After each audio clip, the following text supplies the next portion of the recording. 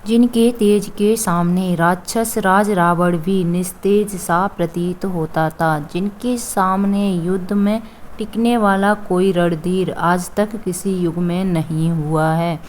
इतने शक्तिशाली, इतने बुद्धिमान और गुणों के सागर होते हुए भी श्री हनुमान जी में थोड़ा सा भी अभिमान नहीं है।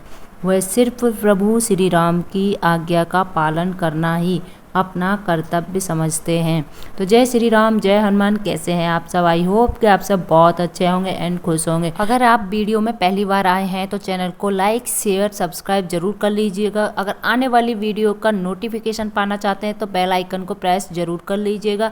तो चलिए वीडियो शुरू करते हैं। दोस्तों, आज की वीडियो बहुत ही इंपॉर्टेंट है, जिससे कई लोगों के श्री हनुमान चालीसा से जुड़े सवालों के जवाब आज आपको मिलने वाले हैं। अगर आप श्री हनुमान चालीसा का पाठ करते हैं और अगर आपको उसका फल नहीं मिल रहा है तो ध्यान से इस वीडियो को आखिर तक जरूर देखिएगा और शेयर भी करिएगा।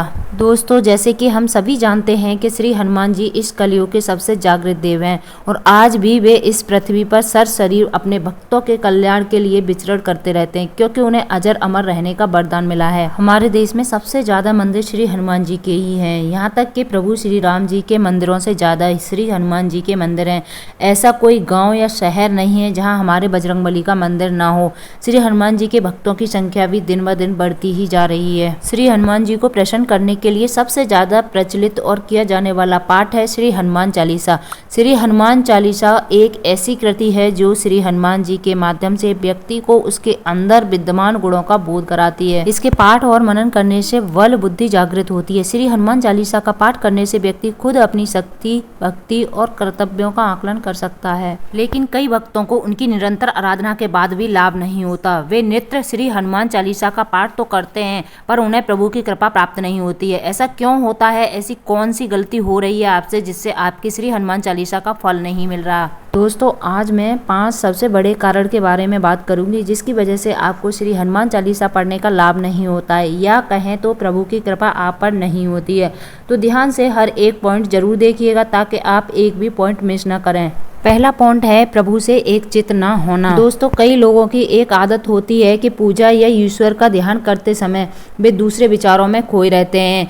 कोई अपने बिजनेस के बारे में सोचता है तो कोई अपने रिलेशनशिप के बारे में सोचता है और या फिर कोई अपनी टेंशन में ही खोया रहता है। वे बस सिर्फ फॉर्मेलिटी के लिए जाप करने बैठते हैं। अब आप ही कहें, अगर हम प्रभु से एक चित नहीं होते, हमारी भक्ति में ही दृढ़ता नहीं है, हम सच्चे दिल से भक्ति नहीं करते, तो भला प्रभु अपनी कृपा हम पर क्यों करेंगे? इसलिए सिर्फ श्री हनुमान जी ही नहीं, किसी भी देवी देवता का कोई भी पाठ क्यों न करें, अपने मन को प्रभु के प्रति समर्पित करें। आप जो भी पाठ करें उसका महत्व समझें, सच्चे दिल से पाठ करें, फिर देखना प्रभु की कृपा आप पर जरूर होगी।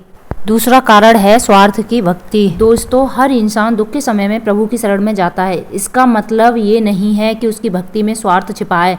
यहीं पर लोग कंफ्यूज हो जाते हैं, क्योंकि दुख के समय हर कोई ईश्वर से कुछ न कुछ मांगता जरूर है। उदाहरण के तौर पर अगर कोई व्यक्ति दुख और तकलीफ के समय प्रभु की शरण में जाता है, सच्ची भक्ति करता है, अपने आप को उनके लिए समर्पित भी करता है और प्रभु उसकी भक्ति से प्रसन्न होकर उसकी सारी तकलीफें दूर भी करते हैं। लेकिन सब कुछ अच्छा होने के बाद अगर वो व्यक्ति प्रभु से दूर हो जाता है, पूजा पाठ और सच्चे मन वाली भक्ति की बंद कर देता है, तब जाकर आप कह सकते हैं उसकी भक्ति में स्वार्थ छुपा था। इसलिए कहती हूँ, दुख के समय में तो हर कोई ईश्वर को याद करता है, लेकिन सुख में जो भी प्रभु के निकट रहे और उनके लिए समर्पित रहे उसे निस्वार्थ भक्ति कहते हैं। तीसरा कारण है बुरे कर्म।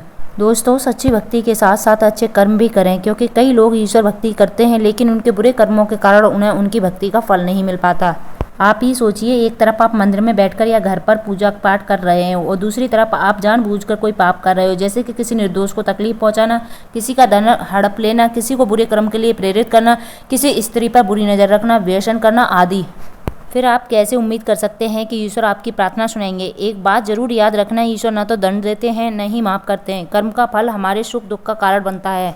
चौथा कारण है संकल्प पूरा न करना। दोस्तों, जब हम तकलीफ में होते हैं तो उस तकलीफ से बाहर आने के लिए हम हर एक प्रयास करते हैं। पूजा पाठ हो या व्रत रखना, मन्नत या संकल्प, वो समय ही ऐसा होता है कि हम सब कुछ करते हैं। लेकिन ऐसे कुछ लोग होते हैं जिनमें या तो धीरज की कमी होती है, या तो प्रभु के प्रति अटूट विश्वास की कमी, या फिर उनका मन कहीं और भटक जाता है, या फिर आलस के कारण जिसकी वजह से वे प्रभु के सामने किया संकल्प भूल जाते हैं या अधूरा छोड़ देते हैं। ऐसा बिल्कुल भी न करें, अपने संकल्प को पूरा करें। हाँ, अगर आपके घर में सूतक हो या फिर महिला भक्तों को मासिक धर्म की समस्या हो तो वे सूतक खत्म होने के बाद या अपना संकल्प जारी करके पूर्ण कर सकते हैं। 5वां कारण है नियमों का पालन नहीं करना।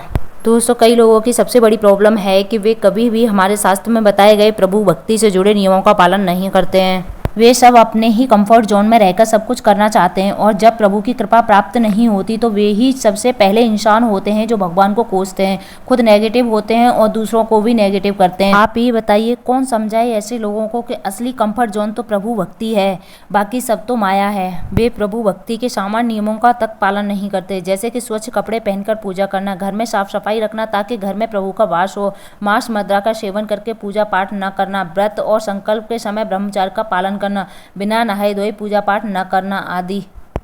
आप सभी से विनती है कि कठिन नियमों का पालन न सही, रोजमर्रा के जीवन में सामान्य नियमों का पालन करें जो कि हमारे हाथ में ही है। दोस्तों, आज कई लोगों को उनके सवालों के जवाब मिल गए होंगे। देखा जाए तो ये सवालों के जवाब हमारे पास ही थे। हर इंसान खुद अपनी गलती को जानता है, एक आप ही हैं जो खुद की गलती को सुधार सकते हैं। इन पॉइंट को भूलना नहीं, सच्चे दिल से भक्ति करें, अच्छे कर्म करें, फिर देखना श्री हनुमान जी की कृपा आप और आपके परिवार पर जरूर होगी। हमारे बजरंगबली बहुत ही दयालु हैं, वे अपने भक्तों को कभी दुखी नहीं देख सकते, वे आपकी सहायता जरूर करेंगे। जय श्री राम, जय Hanuman. Thank you for watching.